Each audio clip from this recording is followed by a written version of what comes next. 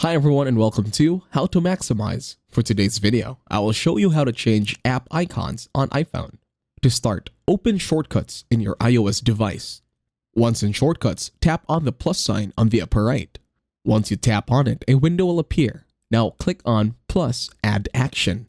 Then another pop-up will appear. In here, use the search bar this time. And then in here, search for open. And then click on open shortcut over at scripting. Then in here, you can choose a new shortcut depending on your preference.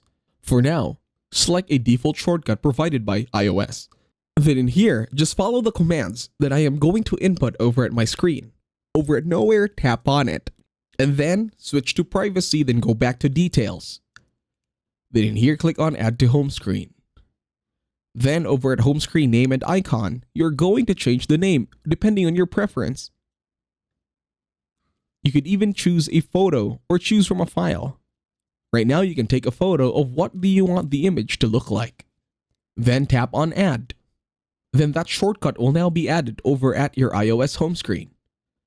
And that's it. Thank you very much for watching. Please leave a like, share, and subscribe to the channel.